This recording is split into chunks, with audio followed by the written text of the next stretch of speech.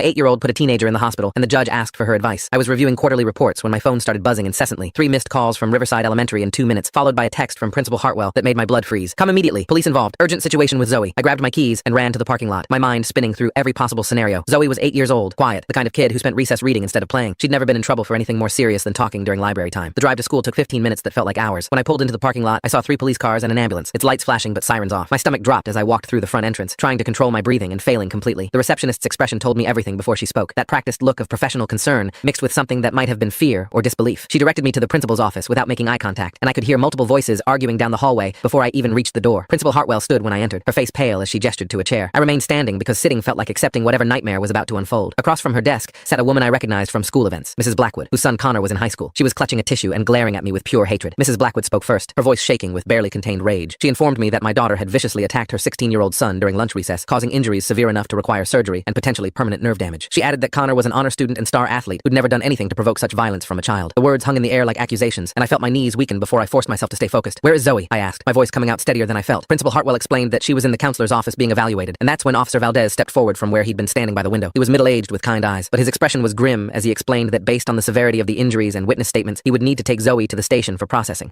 The word hit me like a physical blow. Fingerprints and photographs and my 8-year-old daughter being treated like a criminal. Mrs. Blackwood started talking again, describing how Connor had been eating lunch peacefully when Zoe had apparently attacked him without warning, striking him with something hard enough to fracture his skull and cause a concussion. She pulled out her phone and showed me a photo of Connor in a hospital bed, his head wrapped in bandages, his face swollen beyond recognition, but something didn't make sense. Zoe weighed maybe 55 pounds and had never shown any signs of aggression. I asked if I could see my daughter first, before we discussed anything else. Principal Hartwell nodded, leading me down the hallway while Officer Valdez followed at a respectful distance. Mrs. Blackwood stayed behind, but I could feel her hatred boring into my back. The counselor's office smelled like vanilla and old books. Zoe sat in an oversized chair with her legs drawn up to her chest, looking impossibly small. Her right knuckles were scraped raw, dried blood visible in the creases of her small fingers. When she looked up at me, I saw something in her eyes I'd never seen before. Not fear or guilt, but a kind of cold determination that made her look older than her 8 years. The school counselor, Ms. Rivera, pulled me aside and whispered that Zoe had refused to explain what happened, just kept asking if Sammy was okay. I had no idea who Sammy was, or why Zoe would be more concerned about some other child than the fact that she was about to be arrested. I sat down next to my daughter and took her uninjured hand, asking her as calmly as I could manage to tell me what happened. She looked at me with those suddenly ancient eyes and said 5 words that changed everything. Connor was hurting little Sammy, Dad. My breath caught in my throat. Sammy Fletcher was a 5-year-old with autism who attended the school's special needs program. He was nonverbal and had severe sensory processing issues that made him vulnerable to overstimulation and meltdowns. Zoe explained in her small voice that she'd been reading under the big oak tree when she heard crying coming from behind the maintenance shed. When she went to investigate, she found Connor and 2 of his friends surrounding Sammy, who was on the ground rocking back and forth and making the distressed sounds he made when overwhelmed. Connor was filming with his phone while his friends threw pebbles at Sammy and laughed. I felt rage flash through me so intense I had to grip the chair arms to stay grounded. Zoe described how she'd told them to stop, but Connor had just laughed and said something about getting content for his social media. He'd then deliberately poured his chocolate milk over Sammy's head while still filming, causing the little boy to have a complete meltdown. Sammy had started hitting himself in the head, which only made the teenagers laugh harder. That's when Zoe had